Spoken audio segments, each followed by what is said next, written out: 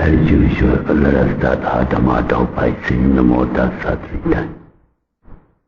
Namo Tassa Bhagavato Arahato Samma Sambuddhassa.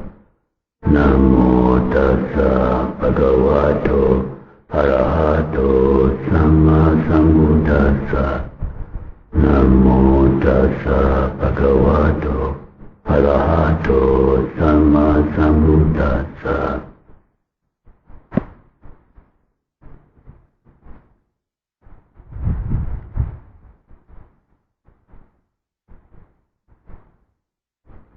In our last talk we studied about dana or generosity. Today let us study something about this Sīla or morality. Sīla or morality is the virtue, a mode of mind and volition, in Pali we call cetana, manifested in speech or bodily action. Also, it is clearly conscious and intentional restraint from the bad deeds.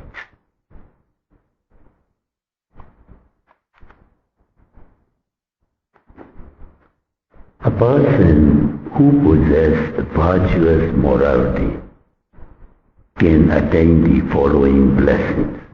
1. Prosperity and wealth. 2. Noble reputation. 3. Self-confidence. And 4. Unwavering death. 5. Heavenly rebirth. In fact, it is the foundation of the whole Buddhist practice in cleansing the kilesas or defilements for the realization of Nibbana. Sīla or morality may be classified into Buddhist layman Sīla, Samanera or novice Sīla, and Bhikkhu or monk's Sīla. Here, let us try and understand the Buddhist layman Sīla, which can be categorized into 5 precepts and 8 precepts. Basically, one who observes the strict discipline of 5 precepts can be regarded as a noble person. One who possesses virtuous morality or Sīla is highly esteemed not only by human society but also by heavenly beings of celestial Deva world.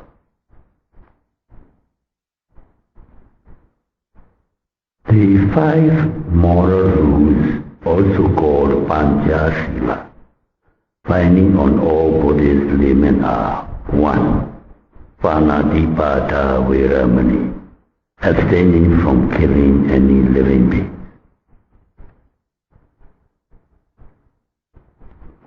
The number 2, Adena Dana Veramani, that is, abstaining from stealing.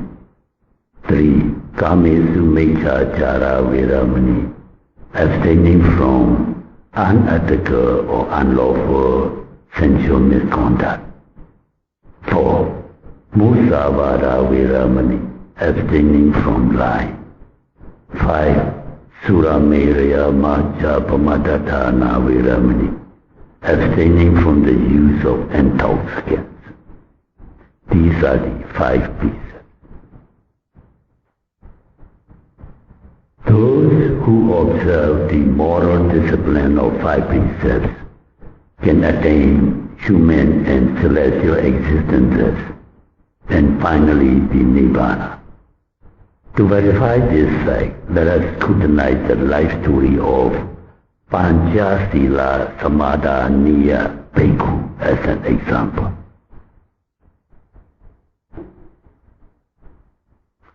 It was recorded in the Theravada Pali text, that is, stanzas spoken by enlightened arahants. One day he had an opportunity of listening to the admonishment of Venerable Nisabha Mahathera, the chief disciple of Buddha Anomadasi. Since then he became very pious and he observed the strict discipline of Sīla, or 5 precepts, for the rest of his life. At that time, the longevity of human life was about 100,000 years. After the demise of that existence, he was bestowed with the luxurious lives of human and deva was 30 times as king of celestial beings and 75 times universal monarch of the human world, and countless number of ordinary human and deva existences. He has never been to nether worlds or 4 lower realms of awful states, Anima world, ghost world, demon world, and hell. At the end of 100,000 world cycles, and during the time of our Lord Dharmapura, he became the son of one rich family in Vaisali city. One day, he accompanied his parents to the Lord Buddha's residing monastery. The moment he heard his parents taking the precepts, he was overwhelmed by the ecstatic bliss following the awakening memory of his previous morality virtue he practiced 100,000 world cycles ago. Then he observed this piti or rapture as meditation object, and he contemplated all the physical and mental phenomena as they truly are. He attained the various stages of progressive insight and their city, and realized Nibbana, and he became an Arhat. Being endowed with morality, concentration brings high fruit and blessing. Being endowed with concentration, wisdom brings high fruit and blessing. Being endowed with wisdom, the mind becomes free from all kantras, asava, and deliverance from all suffering. So may all meditators be able to observe strict morality and develop concentration and wisdom, and finally attain the eternal bliss of Nibbana. To transgress or break precepts and our Buddhist criteria, the main thing is jirana. Jira means your volition or intention. Anything you done with evil will or evil intention, then that amounts to unwholesome. So in business dealings, if the buyer or not only the seller agree with you call a price to the buyer, and if the buyer is willingly agree to pay, that doesn't amount cheating. Only thing is, if you do it without the buyer's agreement, then that may amount to cheating. So basically, general rule is you try to examine your motive or volition, because that motive or volition is, we call in Pali jirana. Jirana means that's a factor that causes the karma. So karma will bear fruit. So it's whether you transgress a precept or not is depend on the jirana. So the same answer applies here. The intention or motive is that counts in transgressing a precept or classifying or categorizing an action as unwholesome. It depends. The definition is when you lie for the detriment of second party, only like giving false evidence and the court, supposing by one person get court case and entangle court case, and because one is hateful of that person and one wants his suffering, then he went to the court and gave false evidence for the detriment of the second party. And that kind of lie is real breach of precept and is evil. But whatever is called and worldly lie, white lie or black lie, doesn't matter. It is with good intention. We had sometimes to just, as has been said, we cannot be free from these things. Like in medical field too, a doctor knows that his patient is going to die, and the patient on deliberation asks the doctor, "Doctor, if I have any chance?" Oh, he had to lie to the patient. Cannot say the truth. And no, you are not going to, you don't have any chance, you're going to die. And that will make it worse. So he has to say, "Oh, you have a very good chance, don't worry, you recover." So that kind of thing is make good intention. So it doesn't amount to preaching of a precept or being evil.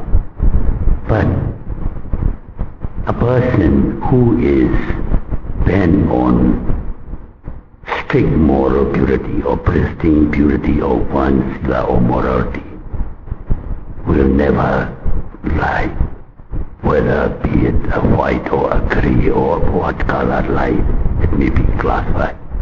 One will stick to the truth. It is said our Bodhisattva and his younger means before his parameters not yet mature, and when he is walking around in this samsaric life existences, sometimes he transgress other precepts like killing or other things. But it is said he never lied, he never transgressed his Musafar. He maintained his one Sīla strictly. Others, because he sometimes killed, he's been to hell also. But he never lied. So, like that. So if one is bent on keeping one's Sīla at pristine purity, will never lie for any account or for any reason. If he doesn't want to say, he won't say, that's all. But he won't say a lie, regardless of, because of this relatives or something one favors. These are partialities. So in case of a spiritual purity, there is no partiality. Yes, our human society is quite complex. So we'll have to consider, I think, individually for a case to categorize its validity or this unwholesomeness. So the basic principle is the same. Your motive or intention. You tell lie for the detriment of others. So that is because all the unwholesome or evil actions are rooted in these three evil roots of greed, anger, greed or lobha, anger or dosa, and moha or delusion. So any action that is rooted in these is unwholesome, ethically unwholesome.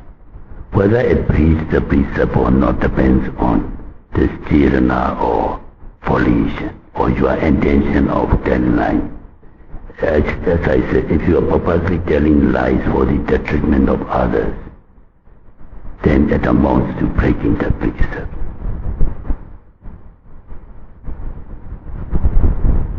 As I said, a person bent on purity of Sīla, or to say directly, if a person has attained this, the enlightenment, the first enlightenment of Sodapati path and fruition and become a Sotapanna, he never breached these five precepts on any account, even at the risk of life.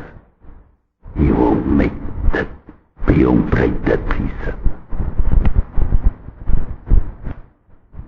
Yasana Pami say, Tikaya Neva Yoga. Tikaya means patience or forbearance.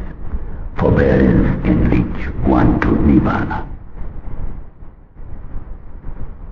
So to prove the authenticity of this saying, it is especially applicable in meditation. Meditation we have to be patient and forbear, especially of unpleasant sensations, or generally all the nivaranas of 5 hindrances. Out of that, mostly these unpleasant sensations we have to be patient. If we are not impatient and if we get frustrated and try to adjust our position every now and then mindfulness can be disturbed and concentration cannot develop. So if we can practice this patience, and every religious strive or effort, Buddha has admonished to develop 3 qualities. This patience, 1, forbearance, 1, and this perseverance. At the introduction of Mahasatipatthana Sutta, Buddha said, Atapi Samajano Satima. This atapi is a strenuous effort. Effort is what is meant, this perseverance and forbearance. So if you are patient, if you have developed forbearance, then you can patiently watch your object and you can clearly understand as they really are. So that is how you can be beneficial to gain Nibbana.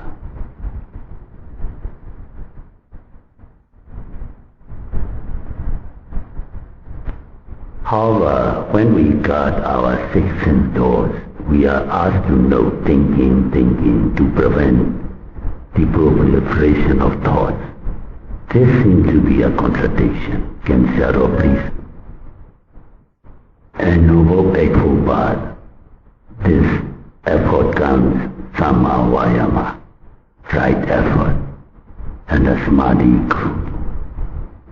And Bodhipakya Dhamma, as you all know, Bodhipakya means the same thing, it is enlightenment efforts. It is Buddha taught as Samapatthana. Samapatthana is this full efforts on the wholesome and on the unwholesome. 2 on the wholesome, 2 on the unwholesome. So that is no problem, no question, everybody understands. Effort to be made for the wholesome thoughts or wholesome mental states that has already arisen to develop, that has not arisen to arouse developing on the wholesome side. On the unwholesome side, to suppress the unwholesome mental state that has arisen and to prevent the unwholesome states not to arise. So there is the general theoretical instruction Buddha gives. We have many times laid out how Buddha has taught us on this meditation. The first discourse standing on the Dhammacakkappavattana Sutta, he laid out the theoretical part of meditation and detailed method of practical exercise he delivered in Mahasatipatthana Sutta. So this Dhammacakkappavattana is theoretical instruction and to be followed by practical detailed exercises by this Mahasatipatthana Sutta. So this Samavayama or Samapatthana, general theoretical instruction is this way. For wholesome, unwholesome mental states, to arouse wholesome mental states that has not yet arisen, and to make develop those who have those mental states that have already arisen, like that. So this is just theoretical instruction. So how do you apply on your practical exercise or practical meditation? What is unwholesome mental states and practical meditation? Is 5 hindrances. So 5 hindrances, those have arisen, we must abandon it. Those not yet arisen, we must prevent not to arise. How? Just by mindfully noting it. These are unwholesome mental states, and practical meditation Buddha laid out as 5 hindrances. Kame, Chanda, Nivarana. Pali word Nivarana means hindrances. Kame, Chanda, Nivarana, Vyavada, Nivarana, Thina, Meda, Nivarana, Odeja, Gogoja, and Vichikeja. So these 5 hindrances are unwholesome mental states that must be suppressed if they have arisen. If they have not yet arisen and won, we must prevent these not to arise. How? By mindfully noting every object that arises through these 6 sense doors. Then the second part of the Samapadana or Samavayama, wholesome mental states. What are they? What do we have to develop, or what do we have to make it grow? What are the wholesome mental states and practical meditation? Buddha just gives general instruction. Wholesome states to develop or to not yet arisen to arise must make effort means. What are the wholesome mental states and meditation? It's these 16 stages of insight.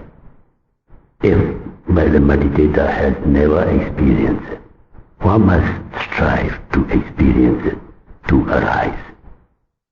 If those have arisen, you must make it develop, means repeatedly contemplate on it. So that's what is meant. And most of meditators here, they just sit with loss of all these activities and just stay with the mind and not an indolent. So that is not in accordance with the instruction given in this either Samavayama or Samapadana. So wholesome states, please don't forget, and the meditation practice, unwholesome mental states are 5 nivaranas, Kame, Chanda, Nivarana, passionate thoughts, Vyavada, Nivarana, ill will, Thina, Meda, Nivarana, sloth and torpor, when the mind is indolent and hazy and murky, not knowing any object or not clearly seeing and learning or developing any insight. That is sloth and torpor. Then Udeja, Kokoja, restlessness and worry. Then Vichikeja, Nivarana, skeptical doubt. So these are unwholesome states to be suppressed if they have arisen. If they have not yet arisen, one must make effort not to arise by staying in Kochara Sambhajanya, meaning you fully occupy with full mindfulness or full awareness of the object. Then second part of the wholesome states, just now as said, to develop is insight wisdom or insight knowledge. The first one, Nama Rupa Pariccheda Jnana, the discriminating knowledge between mind and matter. When you are noting rising, falling is Vayodhatu. It's a rupa or material phenomena. The mind that is noting as rising, falling is nama or mental phenomena.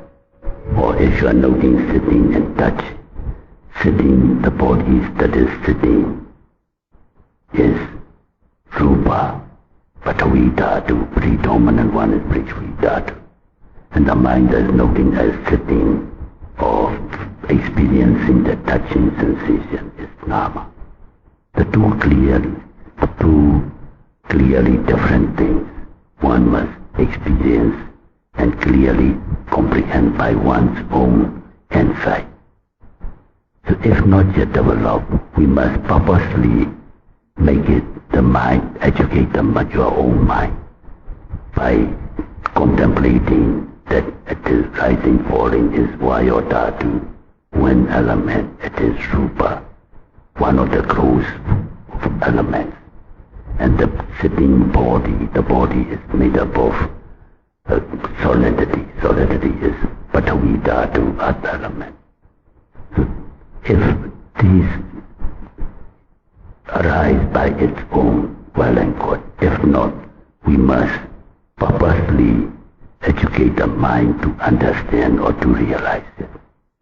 What is rupa? Rupa is made up of four gross elements. Actually, in Abhidhamma, 8, 10 decades. Never mind. In practical meditation, if you can verify the four gross elements, Mahabhuta, Patavi or earth element, water or Apo Dhatu or water element, Tejo Dhatu or heat element, Vayu Dhatu or wind element, is well and good. So, if realization does not come by itself, then you must verify, purposely identify your theoretical knowledge in your practical exercise. And that is what is meant, Samapadana or Samavayama. You must make effort. These wholesome states, these are wholesome states, which will lead you to path and fruition knowledge and Nibbana. So also in walking meditation, when you are noting the steps, either left step, right step, or lifting, putting down, lifting, moving, putting down. These steps these are motion. Element of motion is Vayu Dhatu. If you are seeing the foot, solidity is Patavi Dhatu. If you are feeling sweating or sticky or moisture, there's Apo Dhatu. If you feel heat or cold, Tejo Dhatu. These are rupa. And the mind that is noting as left or right, or lifting or putting down, lifting, moving, putting down is nama, mind and matter. So that is the first discriminating knowledge between mind and matter is nama rupa parichirajnana. And that is wholesome mental state.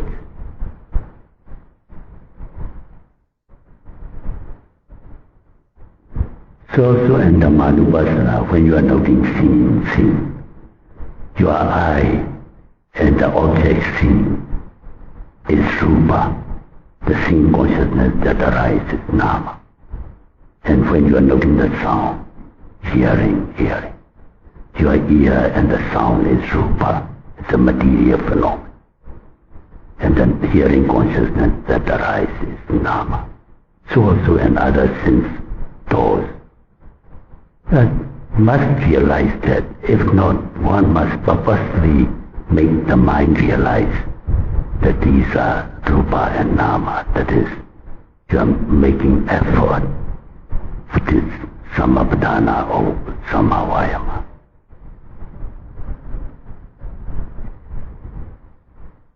So also, the second insight, pacchaya prajnana.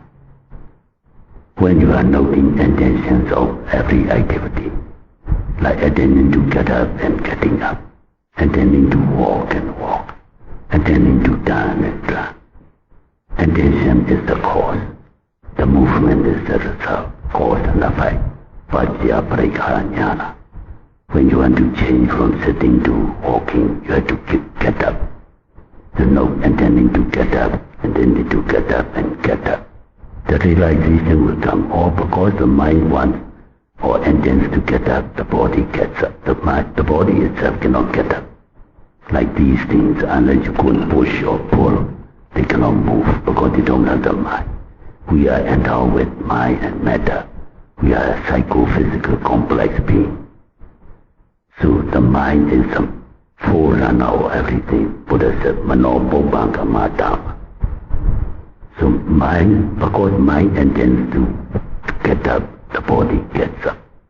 Before walking, if you note the intention to walk, intention to walk is the cause, walking is the result.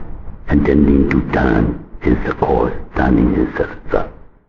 These are the insights, these are wholesome states of the mind that we are trying to, must make it develop or purposely force the mind to see that way.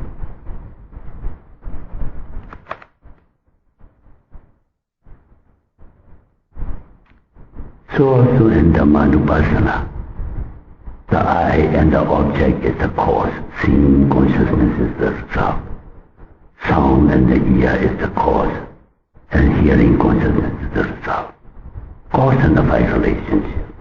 That is, if you can see or perceive clearly or clearly comprehend, and that is Pacca Parigraha Jnana, wholesome states of mind developing. And even if you have experience once, don't be complacent and contented. You must repeatedly make the mind grasp it until you can eradicate this Sakadati or Atta. There's no I. There's not a mind, not I am hearing or I am seeing. There's nothing, no I involved, no individual involved in it. Just the I and the object, the ear and the sound.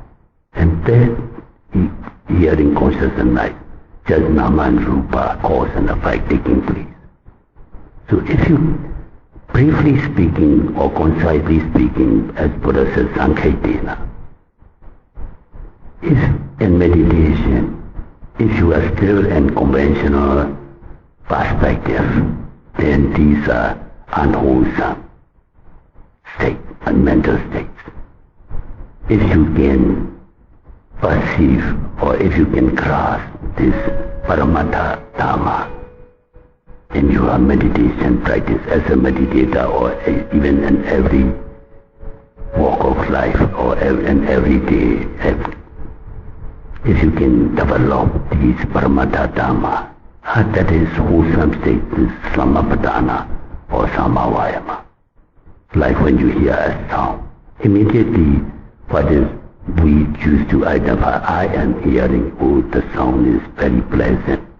Oh, how many hours in the mind that that's unwholesome. Defilements all arise. If pleasant sound we feel happy and we want to grasp it. If unpleasant sound we get aversion. We get angry. That defilement.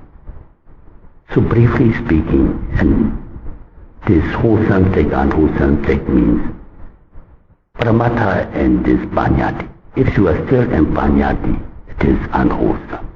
If you can, as much as possible, see on the perspective, Paramatha perspective, and that is wholesome states you are trying to develop.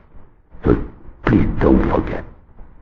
Meditation means we must make ourselves grasp this Paramatha Dhamma.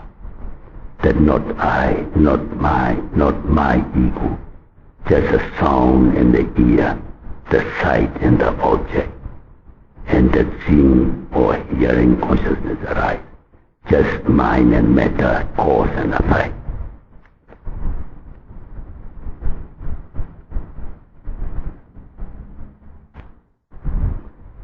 Now, the second part of the question is, however, when we got our sixth sense doors, we are asked to know thinking to prevent the proliferation of thoughts. This seems to be a contradiction. Can Sayadaw please explain? It is not a contradiction. It depends on how you know. Just if I have what I have explained, if you understand, then it's not a contradiction. If you note as thinking, I am noting. Thinking is I. The thoughts are my past or my future. Then it is contradiction, of course, because you're still in Panyati. Mind and the mental object, if you stay in the Paramatha Dhamma, and no I, just a thought arising out of the mental object when they come into contact. Mano Vijnana Dhatu, Mano Dhatu, and Mano Vijnana Dhatu, all these are arising its own accord on the Dhamma. Like rain, when there is condition, rain falls, no condition, no rain falls. Where's I and fall? So, if you can note the thought as thinking, without identifying that noting as I am noting, or the noting is I, or the thoughts are my experience, my thoughts, and that is defilement. Yes, that is contradiction. Same thing. And other thoughts, the mind, not only mind, like if you note seeing, it depends how you note seeing. As I just now explained, if you can note seeing by noting seeing as mind and matter, cause and effect, and this is wholesome. And that is what we have to do as a meditator. If it is I am seeing, what I am seeing is a person, a woman, or a man, beautiful or ugly, or the one I love or hate.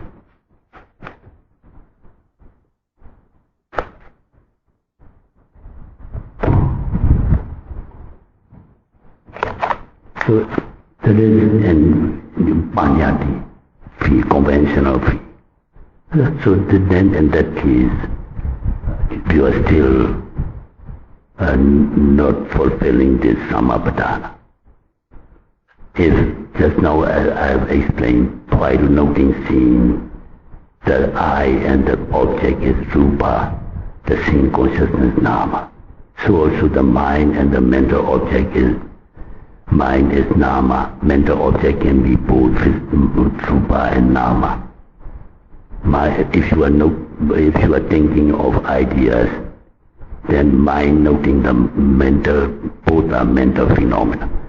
If you are thinking of some persons or events or episodes, then the mind and the object is the Rupa. Like that, if you can understand these Pramatha Dhamma, that is meant. Another important fact is we are making use of the mind. Its characteristic nature, most of you have this Abhidhamma knowledge. One thought moment can arise at one time only. No two thought moments can arise. So when a meditator is noting the thoughts as thinking, Bhagavad says ekachara, mind arise alone means one at a time. So when you are noting mind is fully established, the thought cannot continue. That's how we are trying to suppress the thought.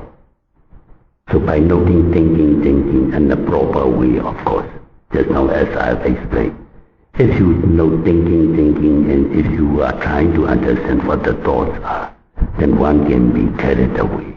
And that is what is true as of the comment as contradiction.